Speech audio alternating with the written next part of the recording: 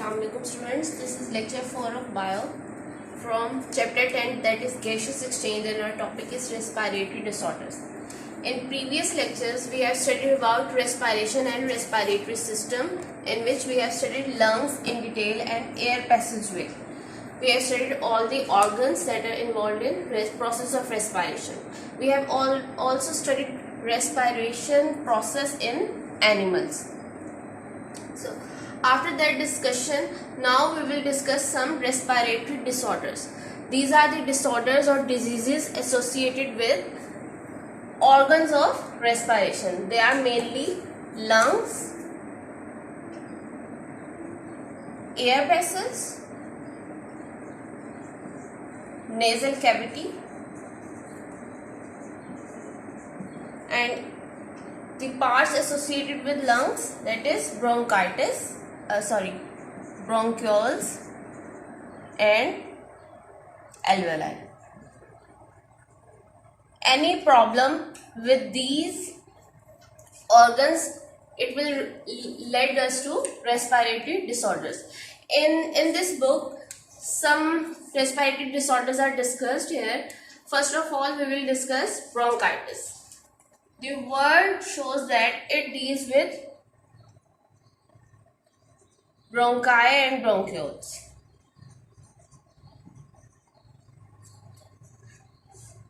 So what happens in bronchitis? In bronchitis, mucus accumulates in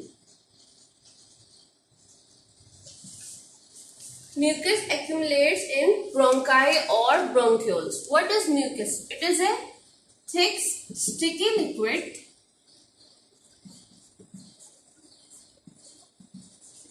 that is also present in your nose and throat, and ears. But when it is secreted in abundance, it will cause respiratory problems or respiratory disorders. So when will this mucus be secreted in abundance? The main reason or main source of respiratory disorders are pollutants. What are pollutants? आप ये पहले भी पढ़ चुके हैं. Air pollution ये ऐसा topic है जो हम प्रीवियस क्लासेस से पढ़ते आ रहे हैं. पोल्यूटेंट्स क्या होते हैं? पोल्यूटेंट्स कोई भी केमिकल सब्सटेंस हो सकता है जो कि एयर में प्रेजेंट हो. Mostly when we deal with respiratory disorders हम एयर पोल्यूटेंट्स को डिस्कस करते हैं. कोई भी केमिकल सब्सटेंस जो एयर में एक्स्ट्रा प्रेजेंट है जो कि रेस्पिरेटरी डिसऑर्डर्स कॉज कर सकता है. अब इन पोल्यूटेंट्स में डस्ट भी आ सकती है, कोई वायरस भी हो सकता है, बैक्टीरिया भी प्रेजेंट हो सकता है, माइट्स, कुछ भी हो सकता है. Like in different kinds of allergies, कोई भी स्मेल हो सकती है, ऑर्डर लाइक डिफरेंट परफ्यूम्स. कुछ लोग परफ्यूम से इरिटेटेड होते हैं तो उनके they are sensitive to different smells. So these are pollutants. Pollutants कोई भी हो सकते हैं. But in case of bronchitis, हमारे पास मेजर रीजन है या फिर आप सोर्स कह सकते हैं. हमारे पास मेजर सोर्सेज हैं वायरसेस, बैक्टीरिया और different chemical irritants, just like tobacco smoke. Irritant वो कोई भी केमिकल हो सकता है जो आपके रेस्पिरेटरी डिसऑर्डर को इनिशिएट कर रहा है. रेस्पिरेटरी जो ऑर्गन्स हैं उनमें म्यूकस की सिक्रीशन को इंक्रीज कर रहा है. So these three are basically the reasons or causes of bronchitis. Now there are two types of bronchitis. First one is acute and second one is chronic. ये दो words हम पहले भी आपने सुने होंगे, एक्यूट एंड क्रॉनिक। ये different diseases के साथ एसोसिएटेड होते हैं। एक्यूट कहते हैं शॉर्ट टाइम को, ऐसी डिजीज जो कि शॉर्ट टाइम में अटैक करे और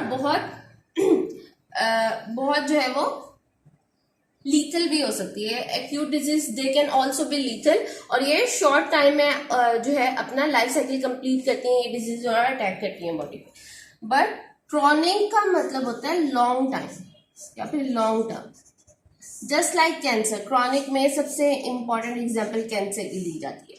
कैंसर एक स्लो डिजीज है, ये it takes years, many years, more than 10 years, जो आपकी पूरी बॉडी में स्प्रेड होती है कैंसर। और इसके सिम्टम्स तब अपेयर होते हैं जब लास्ट स्टेज होती है। So these are chronic disease. अब ब्रोंकाइटिस में हम इसको डिस्कस कर रहे हैं, acute bronchitis and chronic bronchitis. Bronchitis दो तरह के होते हैं, एक्यूट एंड क्रॉनिक।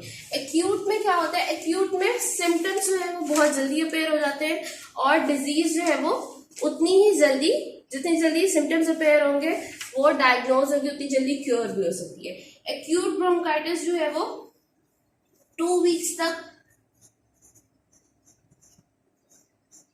तक रह सकता है, 2 वीक्स तक रह सकता है, और इसमें परमानेंट डैमेज नहीं होता, with no permanent damage to your lungs, no permanent damage. But whereas in chronic bronchitis में 3 months से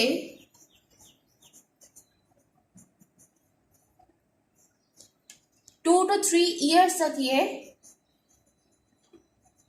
आपकी बॉडी में स्प्रेड कर सकता है। क्रॉनिक ब्रोंकाइटिस क्रॉनिक है, सो क्रॉनिक डिजीज हम मंथ्स या ईयर्स में स्टडी करते हैं। 3 मंथ से 2 to 3 ईयर्स तक ये आपकी बॉडी में रह सकता है, और जब इतने ईयर्स तक आपके लंग्स म्यूकस एक्स्ट्रा म्यूकस रहेगा तो वो they will lead to permanent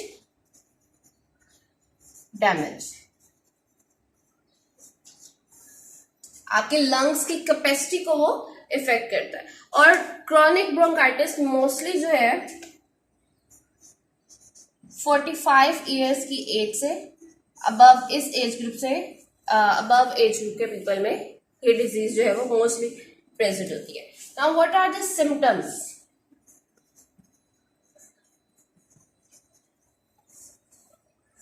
its symptoms include cough,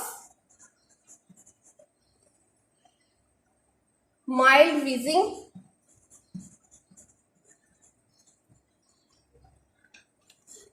basically ये विस्लिंग साउंड होती है, जस्ट लाइक इन एज्मा। जब आप सांस लेते हैं तो आपके सांस की आवाज के साथ विसल की साउंड आती है, this is called wheezing sound. Mild wheezing, fever is a common symptom of many diseases.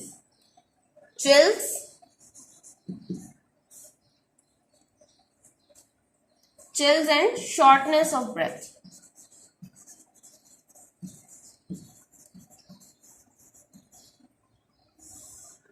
Chills भी कुछ डिजीजेस के सिम्टम्स हो सकते हैं। चिल्स में बहुत ज्यादा ठंड लगती है। एंड शॉर्टनेस ऑफ ब्रेथ, और शॉर्टनेस ऑफ ब्रेथ वो तो लाजमी है क्योंकि जब आपकी लंग्स की कैपेसिटी इफेक्ट हो रही है, लंग्स प्रॉपरली ऑक्सीजन और कार्बन डाइऑक्साइड के एक्सचेंज नहीं कर पा रहे हैं, तो आपको सांस लेने में मुश्किल होगी। और इसमें आप नॉर्मल रूटीन तो कैरी आउट कर सकते हैं, लेकिन आप हैवी वर्क नहीं कर सकेंगे, लाइक एक्सरसाइज, रनिंग, ये काम आप नहीं कर सकेंगे, इसमें आपको ज्यादा मुश्किल पेश आएगी। नेक्स्ट डिसऑर्डर इज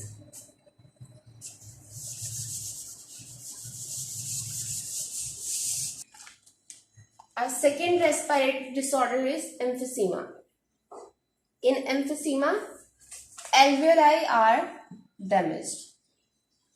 लंग्स में जो मेजर रेस्पिरेटरी वॉल्स होती हैं जिनसे ऑक्सीजन और कार्बन डाइऑक्साइड का एक्सचेंज होता है, हमने लास्ट लेक्चर में स्टडी किया था कि alveoli are respiratory surfaces from where oxygen and carbon dioxide they exchange, they diffuse into blood. So alveoli, the walls of alveoli, they are damaged in emphysema. अब क्या होगा जब alveoli की walls damage हो जाएंगी?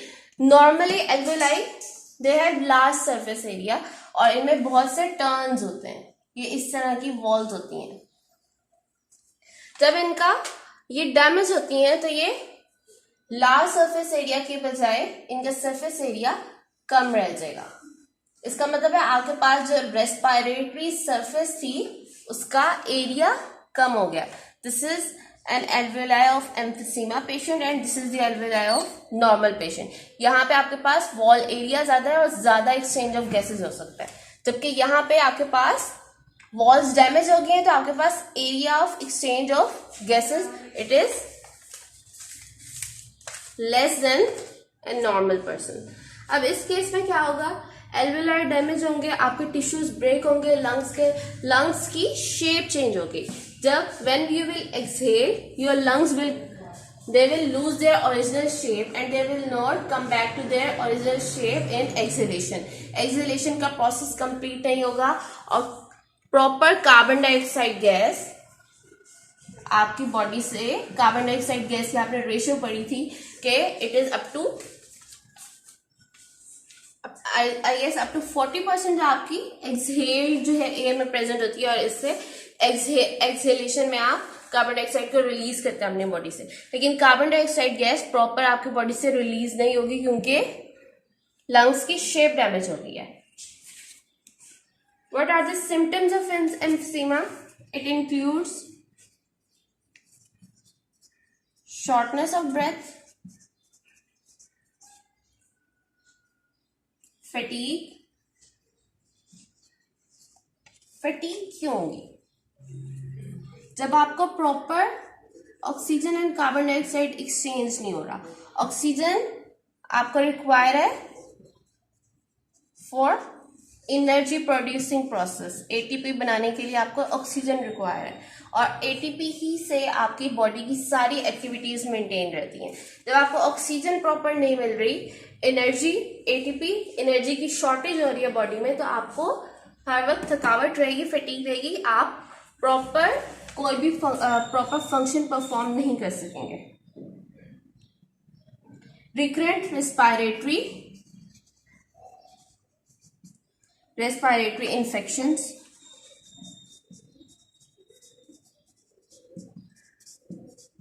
जब आपके लंग्स डैमेज हैं, एल्वेलाई जो है वो डैमेज कर रहे हैं, आपके लंग्स को डैमेज हो रहा है, तो कोई भी इन्फेक्शन जो है वो रीअपेयर हो सकता है. रिकरेंट कहते हैं रीअपेयरेंस को. फॉर एग्जाम्पल कोल्ड, फ्लू, कफ या फिर कोई भी इन्फेक्शन जो है वो रीअपेयर होगा. एंड वेट लॉस, जब आपकी बॉडी को फूड नहीं मिल रही, oxygen is the basically food of your body जिससे एटीपी बन रही है और सारे प्रोसेसेस हो रहे हैं, तो जब आपकी बॉडी को प्रॉपर फूड नहीं मिल रही तो as a result weight loss होगा.